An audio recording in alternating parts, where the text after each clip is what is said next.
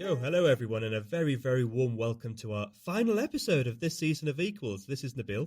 Hi everyone, this is Nadia, and I am super excited that today we have a special guest with us, someone who is no stranger to the show, our producer, the woman behind the scenes who keeps us moving forward, Elizabeth Njambi. Liz, welcome. So good to have you here. Thank you so much, Nadia. How does it feel to be on? Oh man, this is so nice. If I knew how much fun you guys have preparing for these things, I'd have joined a long time ago. Yeah, that's great, Liz, and it's great to have you on. But I mean, enough of the pleasantries. Can we just cut to the chase? And could you just tell us all who the best presenter is? Just to recap, you've got a choice between Nabil, Nadia, and me. Hold on a second, Max. I think she's obviously going to say Nadia, isn't she? Liz, that's fine. Just be honest and give us your professional opinion. Just be honest. Guys, I think there's something wrong with my internet. I didn't quite catch that. Can we move on? Very diplomatic. This is why you're the future, Liz. And so, folks out there, thank you for joining us today. And this is a bit of a wrap-up episode, looking back at the season that we've had, looking back at the memorable moments. And I know that I'm speaking to you in nearly 150 countries out there. Have I ever mentioned that we're in 150 countries? No, I don't think so. Yeah, you've definitely never told us that before, Nabil. This is the first time I'm hearing it. That's what the computer says. And so look, folks, we've had 12 episodes this season. I'm looking back here from the top of the hill. We started season 2 in January as the snow was falling in Davos. Such a memorable conversation with Anand Giridharadas, best-selling author, scourge of billionaires.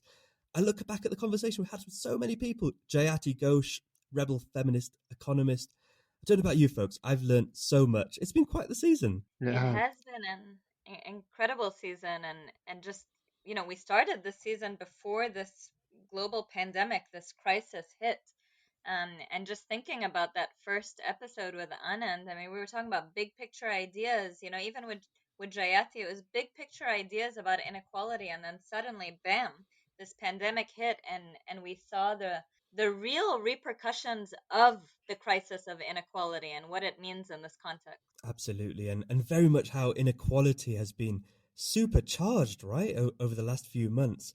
I've got to ask all of you, Liz, Max, and maybe Nadia, you first. What was your most memorable episode or moment this season? Okay, so definitely the most fun conversation was with Anand. He's hilarious. It was a great dynamic. He talked about banning billionaires, and it was pre-pandemic, or at least before it had become this global crisis. It was a different reality back then. We're in it. We're in a new world now, and but for the one that I learned the most from, maybe, and enjoyed listening to, was Ece Temelkuran, the Turkish journalist and author. That was a really fascinating episode, exploring ideas from her book How to Lose a Country. And she talked about the role that the media plays in in a political context. She talked about the link between democracy and capitalism, and really, what the idea that struck me the most was the fact that she said democracy means nothing really when you're still constrained by the confines of neoliberalism. It can't be true democracy, and the term democracy has kind of become simplified in the way we use it and think of it these days. Yeah. Nadia, I think for me, looking back during this period, the episode we did with Sharon Burrows definitely stands out. She's the leader of the global trade union movement and just talking about labor rights. Within the pandemic, people losing their jobs left, right, and center. I think that was definitely a very important episode. We really just have to think about the importance of labor rights and job security, in our lives. But if I had to choose a favorite episode, it would definitely be the one we had with Lidy Nacpil, a legendary activist from Manila. She was so passionate. She moved you. She just had a way with her words and she just calls you to action, right? I think what she said that really stuck with me was what she said about history. I tend to disagree with her because she said, as millennials, we don't care about history. But I think it's not that we don't care, we just don't know. So Mm. after her words, it's really stuck with me. I've really gone back and thought to myself, what do I know about my history? Do I really understand how historical injustices in my life and in the world are affecting the life we live in now? And I think that's a question that each one of us has to reflect on. I think that's fantastic to hear it as well. I think, history's so important, and I agree with Lydia. I think you young people don't take it seriously enough. So I'm glad. I'm glad. Thanks for that, Max. Thanks for that broad brush. That's all right. I'm glad that penny's dropped. I think for me I really loved the episode where we talked to the security guard Jakob, who's a good friend, and heard from the front lines of the economic tsunami that is this coronavirus. I mean, it's just we're seeing levels of hunger in the slums here in Nairobi that he said he hadn't seen in the 15 years since he moved to the city, and it just gave a real human reality to the economic impact and these stories like his being repeated all over the world. So I thought that was really powerful, and I love the episode about vaccines. I learned a huge amount about that, and hearing from Moga, the famous Egyptian doctor activist, about the fight to get HIV medicines for everyone who needed them, and taking on the pharmaceuticals, and realizing that we have a huge battle on our hands if we're going to stop big pharma putting profit ahead of people in the coming years, and make sure that everybody gets access to a corona vaccine when it's invented. So those were my two favourites, I think. Oh, Max, listening to you there as well, it's bringing back the emotions. I did have tears in my eyes listening to Moga when she reminded us about why we have to fight for rich and poor to have access to medicines.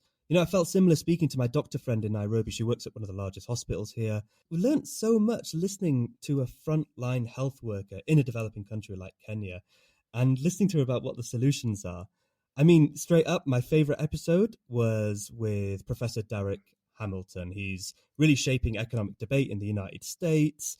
He's really advising presidential candidates, and it's really quite exciting, Sorry, Nabil, I have to stop you.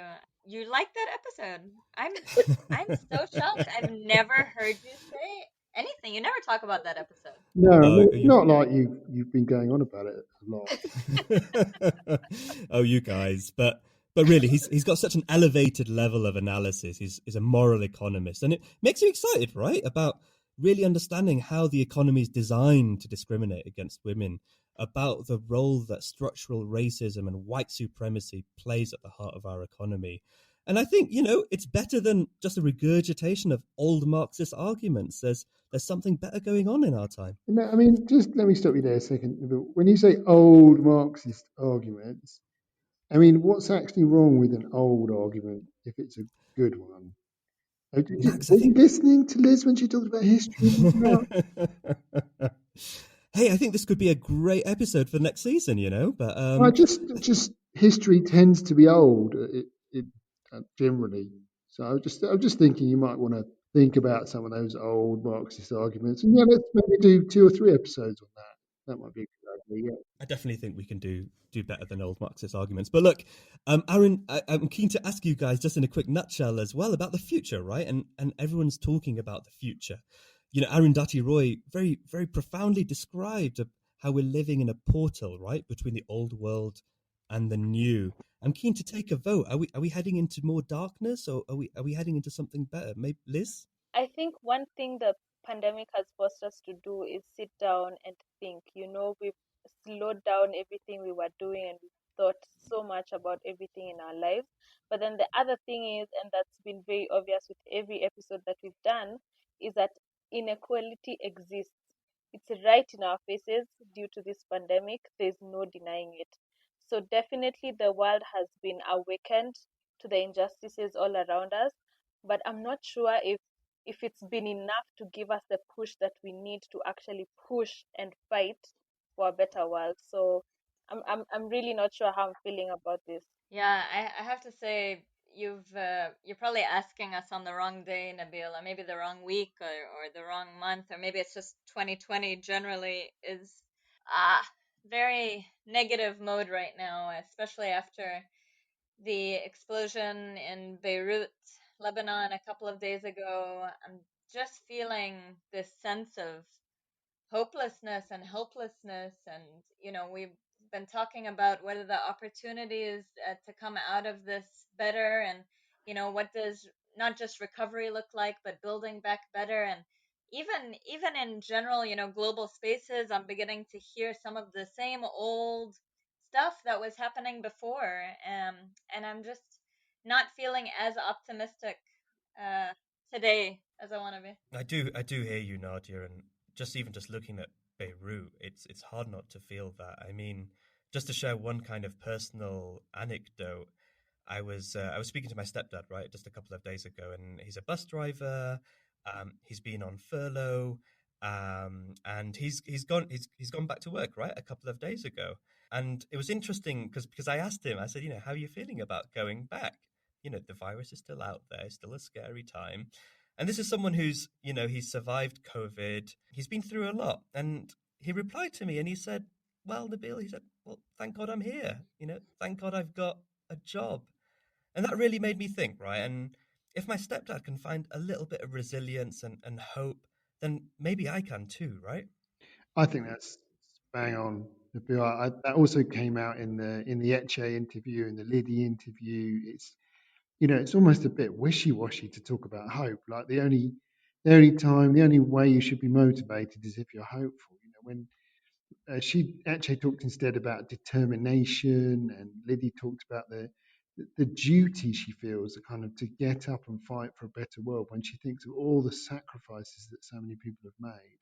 And I think that's the thing that's motivating me, because I agree with Nadia. These are very dark times, so we need to find our passion somewhere else. And I think stories like that really make me want to get up and fight for a better world. Well, one thing that I have to say is exciting me is our next season and how we're starting it. And it is with Kristalina Georgieva, the head of the International Monetary Fund, which all of you know I cover in my day job as well. So I'm very, very excited that she has agreed to come on the podcast and speak with us. Yes, it's pretty cool. Nadia, that is really an episode to look forward to, isn't it? This is literally the leader of the world's most influential economic institution coming to join us on Equals, and that should be the start of a great season. We've talked about having a great episode on climate breakdown, talking about education. Just think of the hundreds of millions of kids out of school right now. And one thing that we've said we'd do with next season as well is we are going to be talking to amazing voices, including some people we might not totally agree with. Yes, so we're going to be taking about a month off, and then we'll be back with this new season. But it's really good if we can get some feedback from you guys, some suggestions, and who should we be interviewing? Where do you want us to take the podcast in the next season? It'd be really good to hear from you. And for those of you who prefer to read as opposed to listening to the podcast, or want to do a mix of both, we'll be launching our Equals blog next season. So definitely look out for that. And tell your friends and family about the podcast, and listen to the last episodes from season 1 and season 2.